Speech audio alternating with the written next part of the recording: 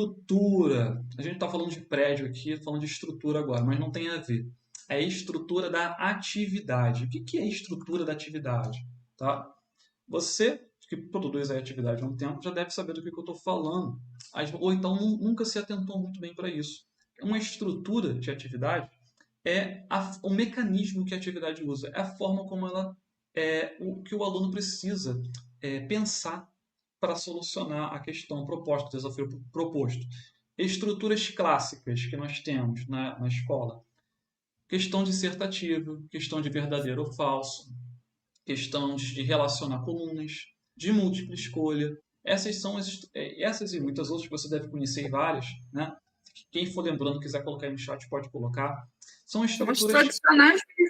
isso, né, que todo mundo deveria conhecer, não é?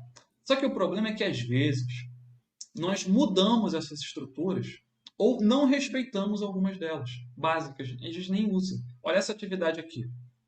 Ajude a Mônica a completar o quadro com os numerais abaixo. Aí tem uma tabela para ela completar os numerais, para a pessoa, para o aluno completar os numerais. Se essa é uma estrutura não convencional. É interessante, né? Porque parece convencional, mas não. Se o aluno ele nunca fez uma atividade de completar números numa tabela, ele vai ficar meio perdido aqui. Primeiro que ele precisa ter uma atenção maior para conseguir entender e não ficar pulando linha ali. Né? Porque são uma, duas, três, quatro, cinco, são 6 linhas. Se ele pular uma casinha ou uma linha, ele vai errar. Né? E às vezes não está óbvio para ele como começar. Por quê? Porque é algo que não é padrão, não é todo dia que chega uma tabela para completar a lacuna. Aí depois, pula para a questão de baixo, a 2. Agora observe o quadro e marque as respostas certas. Aí tem um destaque para certo. Não é? Completar com a resposta certa. Observe o numeral, aí depois 20. O número que vem antes dele é para o aluno escrever o que vem antes do 20. Escrever não, marcar ali. Marcar um X no que vem antes do 20. Só que na frente da letrinha A, B, C, D e E tem um quadrado. Para o aluno botar o X dentro do quadrado, eu acredito. Só que, geralmente, em questão de múltipla escolha, não tem esse quadrado para você botar o X dentro. Geralmente você marca um X em cima da letra mesmo, né? Tem que dar alternativa. Talvez esse quadrado faça o aluno querer escrever o número ali dentro, se ele não lê com muita atenção todas as instruções e memorizar essas instruções. Porque às vezes ele até leu com instrução, fez olhou a A, olhou a B, aí na C ele olhou para o lado, viu a borboleta, e na C e na D acabou, ele está escrevendo outra coisa ali. Está escrevendo vizinhos, porque ele lembrou daquela atividade sobre vizinhos que ele fez ontem. Fala, deve ser para botar o vizinho.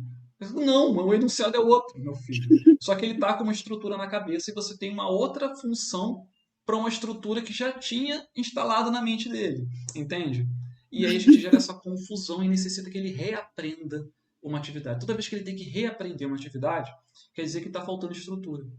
Você não está usando estruturas que já estão instaladas no cérebro do seu aluno. A gente chama isso de heurística. A gente vai ver isso mais para frente. Mas, quando você entrega uma atividade, o seu aluno fala assim: essa eu já sei fazer. Nossa, mas por que ele já sabe fazer se a atividade é nova? Porque a estrutura já está instalada, ele já conhece aquela estrutura.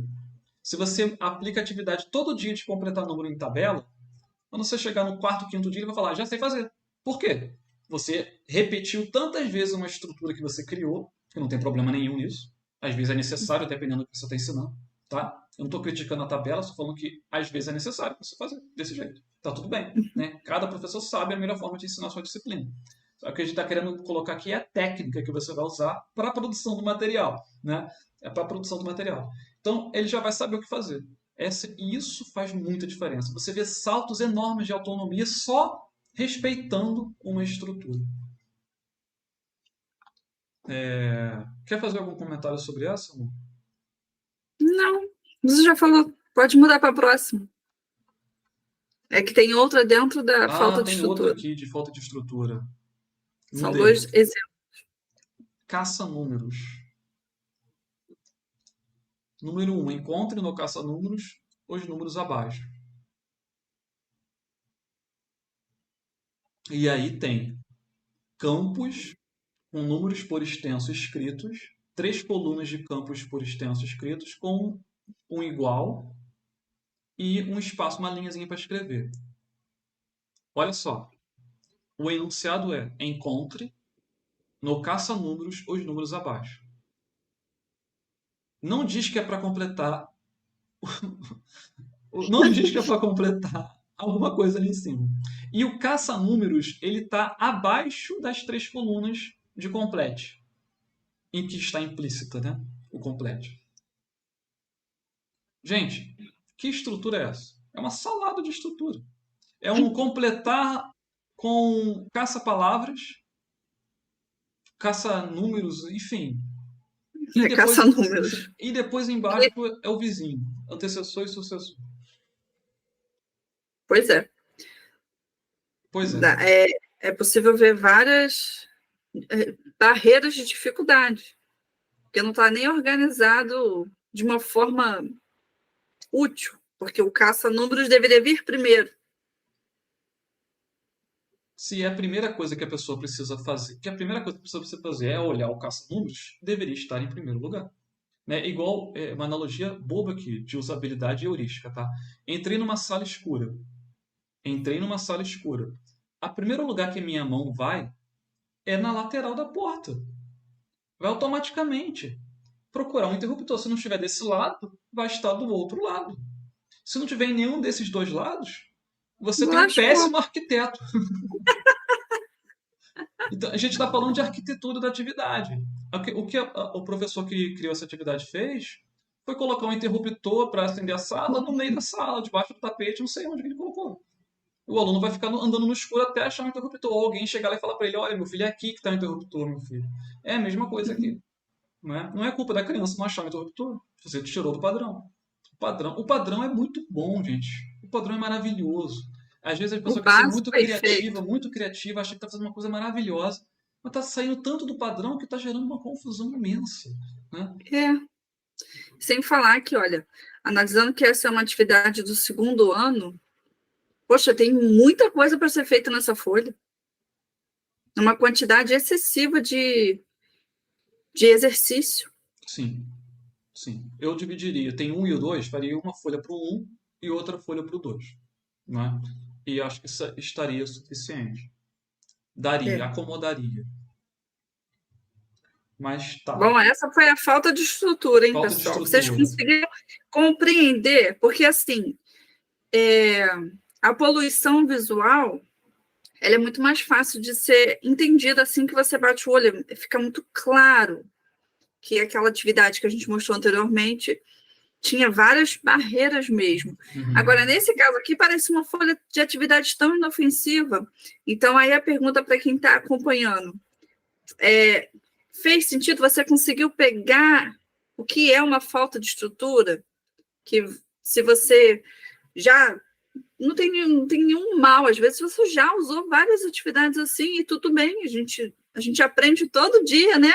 Então, é bom compreender e eu queria saber, né, se eles pegaram, porque esse é um ponto muito importante e crucial. Quando a gente Acho está que falando. costumam pecar.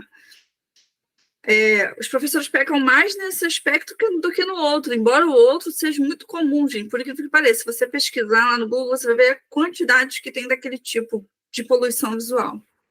Esse tipo de atividade aqui, se você explicar o que tem que fazer, a maioria da sua turma vai conseguir, tá? É por isso que ela é uma atividade perigosa. Porque dificilmente você vai ver que tem um problema nela, se você não for um pouco mais técnico.